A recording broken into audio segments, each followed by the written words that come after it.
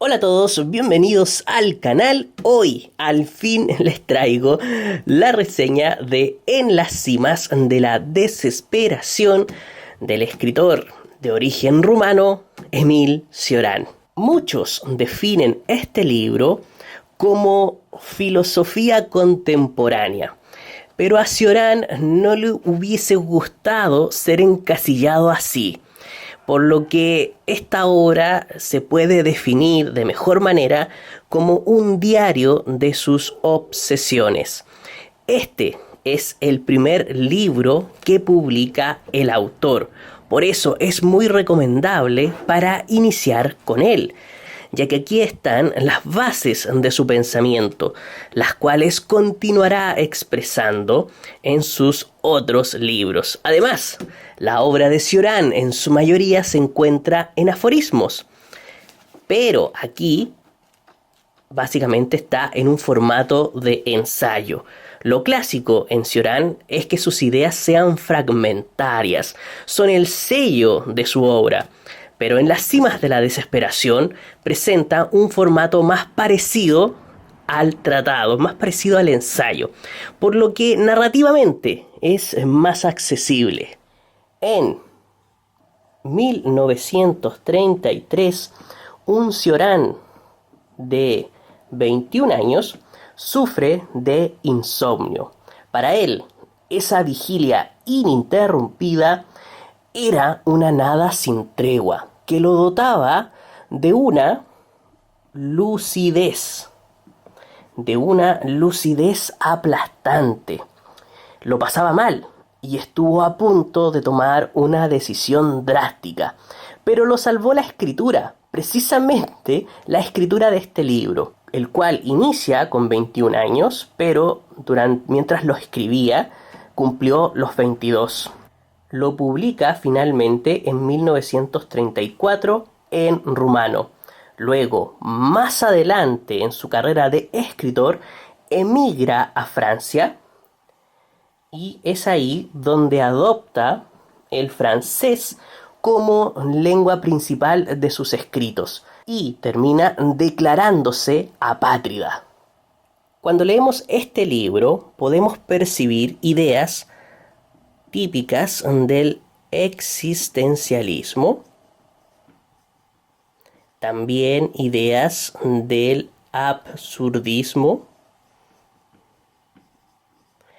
Esto tiende a confundir generalmente a los lectores. Por lo tanto, es importante saber que Cioran, acostumbrado al contacto con la gente en sus paseos nocturnos debido a su insomnio, daba preferencia a las experiencias reales al sentir por sobre la teoría. Cioran prefería la experiencia por sobre la conceptualización. Lo abstracto de la teoría, para él, solamente limitaba el pensamiento de las personas. Es por eso que a pesar de que sus ideas encajen en el existencialismo de Sartre, por ejemplo, o en el absurdismo de Camus, no lo son realmente, porque aquellas eran teorías, es decir, eran ideas abstractas que tenían una base conceptual detrás de ellas. Eso no le gustaba a Cioran. Él prefería la experiencia, el sentir de la realidad, el sentir puro. Por eso, él no quería hacer lo mismo que los existencialistas o los absurdistas. Él tenía su propia forma de expresión. Lo cierto es que a Cioran es imposible encasillarlo en una doctrina filosófica, porque él mismo no quería que lo encasillaran, no quería que lo limitaran, pero podemos tratar de inclinarlo hacia el escepticismo. ¿Por qué? Porque no daba nada por concreto, no daba nada por hecho, no daba ninguna opinión por segura. Su interés era destruir los prejuicios y doctrinas filosóficas. Para Cioran, el pensamiento conceptual no permitía la expresión de la infinitud interior del ser humano. El pensamiento conceptual y abstracto limitaba al hombre, lo limitaba a él. Entonces, visualicemos esto con más claridad. Tenemos el escepticismo como punto de partida del pensamiento del autor. Esto lo lleva a querer desenmascarar el pensamiento conceptual, el pensamiento sistémico, sobre todo la idea de la salvación del alma humana, de su inmortalidad después de la muerte. Y para ello requiere de una lucidez aplastante, la cual adquiría durante sus episodios de insomnio. Esta lucidez lo agobia, así que tiene dos salidas: evadir o aplicar la razón, es decir, desafiar, aceptar el desafío que le impone la vida. Decide acudir a la razón, pero es una razón que lo desborda, es apasionada e intensa, que brota de él sin control, y esto inevitablemente lo tortura, lo atormenta y lo empuja a esto. ¿Se ve ahí? Sí se ve. A esto lo empuja. Al nihilismo. ¿Y cómo expresar ese nihilismo si no pretende teorizar ni conceptualizar? Lo hace mediante el lirismo. El lirismo es el término que da inicio al libro. Es el primer tema que él aborda nada más comenzar. Lo que me parece bastante acertado, porque así Cioran nos está avisando en la primera página lo que nos vamos a encontrar en el resto del libro, el cual va a estar dominado por este lirismo, por las ideas que le vienen a la mente sin control, que luego él las deja escapar en el papel a través de la escritura. ¿Para qué? Para no explotar, para poder vaciarse de ellas. Es por ello que no encontraremos en este libro la típica construcción teórica de los ensayos, sino más bien un cúmulo de ideas dispersas en las que Cioran reflexiona. Para Cioran, la vida y la muerte están entrelazadas. Las dos están presentes en el ser humano al mismo tiempo. Cuando la vida parte, la muerte lo hace al mismo tiempo. Siempre está ahí, al igual que la vida. Están íntimamente ligadas. Generalmente, algunos sienten, según Cioran, los más jóvenes, que la muerte es externa, que la muerte llega después con el tiempo, que no está presente en nosotros durante toda nuestra vida. Entonces, si esto lo separamos y dibujamos aquí primero la vida en una sola línea y después la ponemos así, y de aquí ponemos la muerte y la ponemos así, entonces, ¿qué es lo que pasa con las personas? Claro, siempre notan más la vida porque es más intensa en nuestra juventud, tiene mayor presencia, mientras que la muerte se invisibiliza, pero no quiere decir que no está presente, sino que está en menor intensidad. Y a medida que avanzamos en el tiempo, la muerte empieza a hacerse más concreta y la vida más invisibilizada, menos intensa. Y esto, según Cioran, ¿por qué pasa? Porque cuando aquí entra la enfermedad, nuestra concepción de la vida y la muerte cambia y empezamos a notar la presencia de la muerte en la vida. ¿Y qué pasa con esto?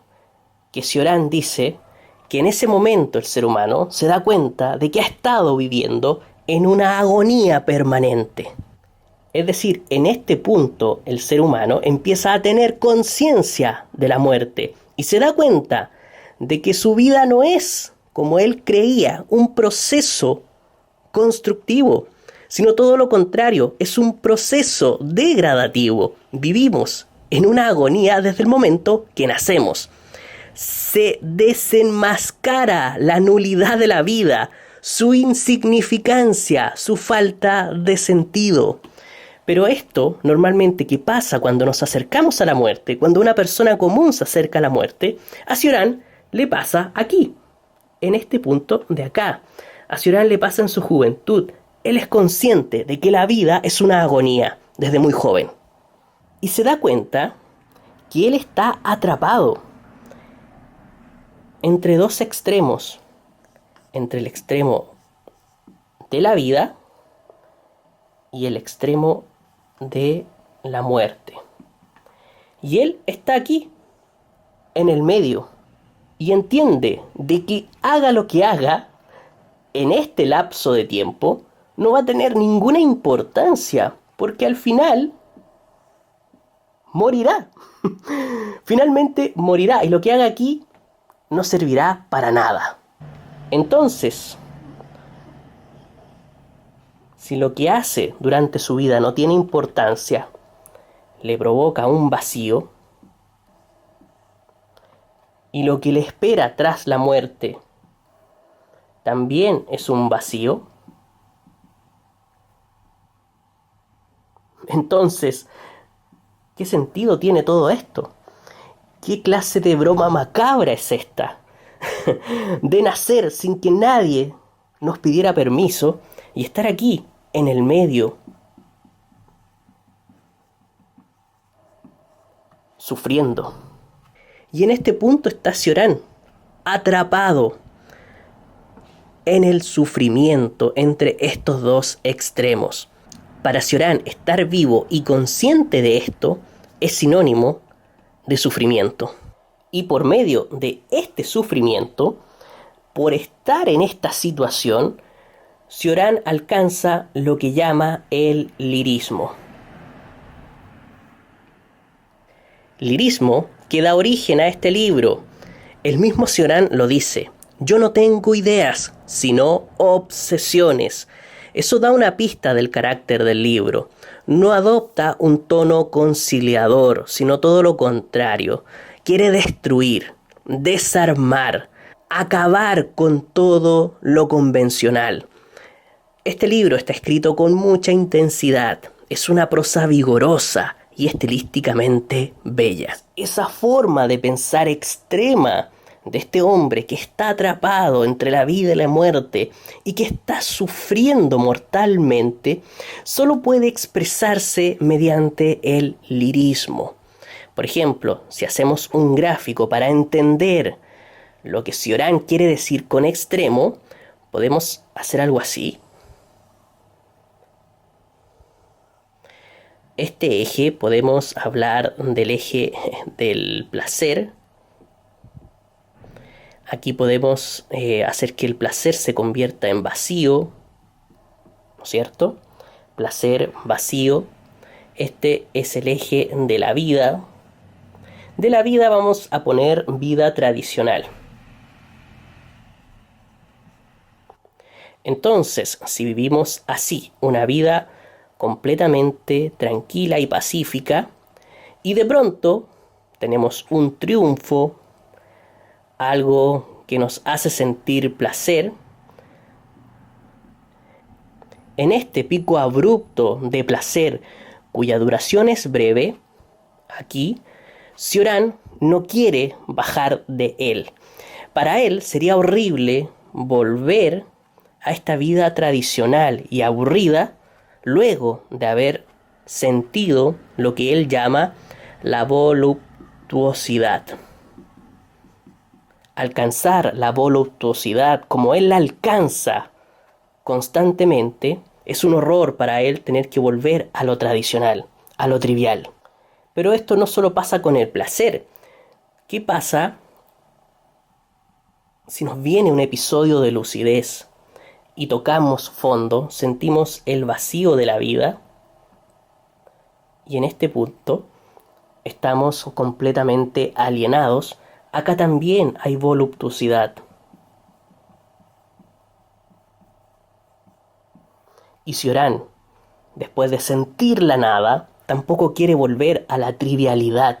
Porque acá, en este lapso, solamente se sobrevive. Y sobrevivir es lo mismo que estar muerto. Sobrevivir es lo mismo que el vacío. Por eso Cioran prefiere los extremos. Él quiere explotar, él quiere reventar todo. Y quiere vivir aquí como también aquí. ¿Y qué sería esto? Las cimas de la desesperación.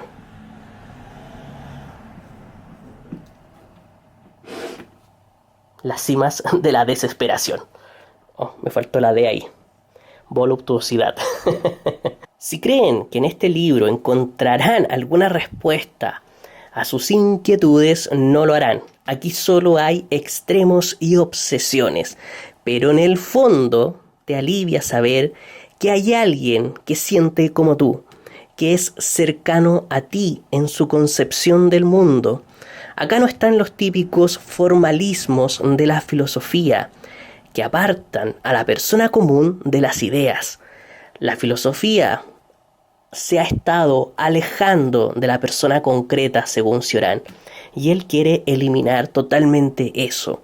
Leer este libro es como conversar con otra persona. En este libro hay un hombre que le habla a otros hombres en su propio lenguaje, tocando una gran variedad de temas como el amor, la religión, la sabiduría, habla de la verdad, habla de la tristeza, de las alegrías, entre muchos otros temas interesantes. Y son temas de nuestra vida cotidiana, son temas que nos tocan a fondo. Por eso recomiendo mucho este libro. A algunas personas les ha ayudado mucho en su vida, a otras todo lo contrario. Así que depende de cada uno de ustedes cómo lo puedan visualizar. Bueno, si les gustó el video no olviden suscribirse al canal y nos vemos en otra ocasión. Adiós.